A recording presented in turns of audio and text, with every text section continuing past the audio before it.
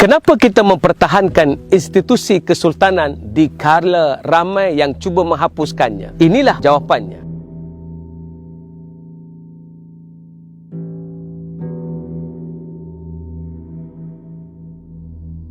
Assalamualaikum. Mungkin bagi setengah orang, kesultanan adalah bebanan dalam negara. Institusi kesultanan dianggap pembaziran dan tidak ada fungsi yang signifikan. Tetapi tahukah kita, ia adalah sendi yang terbesar sebagai penjaga urusan Islam di negara kita. Ini kerana sultan dan agama tidak dapat dipisahkan. Sejarah membuktikan institusi kesultanan sangat berkait rapat dengan penjaga Islam di Nusantara. Dalam buku Miftah Malayu, Dr. Hasanuddin Yusof membuat huraian yang sangat menarik. Dalam satu catatan beliau, ia membuktikan bahawa ulama pernah menjadi sultan di Nusantara. Katanya, Ibnu Battutah ketika mengunjungi Samudra Pasai telah mencatatkan bahawa Sultan Malikuz Zahir Thani adalah seorang sultan yang faqih dalam mazhab Syafi'i. Baginda selalu mengadakan majlis muzakarah tentang ilmu-ilmu Islam. Malah baginda memakai satu pakaian khusus ketika duduk dalam majlis itu. Ibnu Battutah memanggilnya sebagai pakaian fuqaha. Ketika sultan bertemu dengannya, ia ditempatkan di sebelah kiri baginda dan baginda menyoalnya tentang Sultan Muhammad Al-Fatih dan kisah pengembaraannya. Samudra Pasai menjadi pusat dakwah dan pengajian Islam yang paling utama di alam Melayu kerana sultannya seorang ulama. Pada abad ke-15, seorang ulama dari Taif Mekah ditabal menjadi Sultan Brunei, iaitu Sultan Sharif Ali. Sebenarnya, sebelum Sultan Sharif Ali, Brunei memang sudah menganut Islam, tetapi pegangan Islam mereka tidak kuat. Bagindalah yang memperkuatkan syariat Islam di Brunei dan membuang segala ajaran yang bercanggah dengan Islam. Baginda jugalah yang telah menunjukkan dan menetapkan arah kiblat di Brunei. Itulah sebab kenapa Islam bertapak kukuh di Brunei. Tom Perez dalam bukunya Summa Oriental mencatatkan seperti berikut. Mereka menyatakan bahawa sultan ini, yakni Sultan Alauddin Riayat Shah,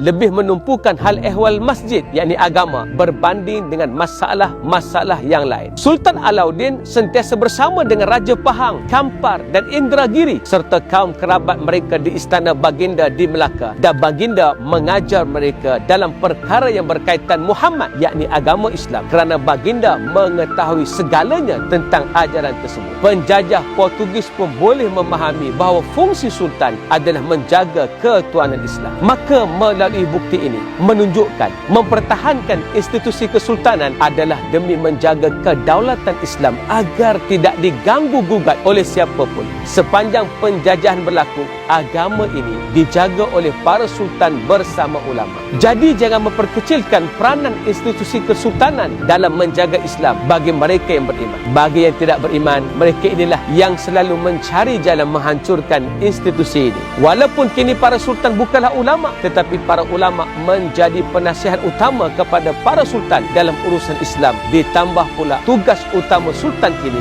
adalah menjaga Islam di negeri masing-masing. Inilah sebab terbesar kenapa institusi kesultanan perlu dipertahankan, kerana ia menjaga Islam dari segi kedaulatan dan undang-undang. Tanpa institusi kesultanan, Islam tidak ada penjaganya. Semoga ini difahami. Walaupun kita sibuk mencari kewangan dan kejayaan, namun jangan lupa untuk sentiasa menjaga kedaulatan Islam dengan menjaga dan menyokong institusi yang menjaga Islam ini. Share, like dan komen anda sangat membantu untuk menyebarkan perkara yang baik ini. Tanpa berbuat demikian, tajuk ini tidak akan sampai ke mana-mana. Bantulah Islam, semoga Allah membantu kita. In tansurullah yansurukum wa yuthabbit aqdamakum. Assalamualaikum.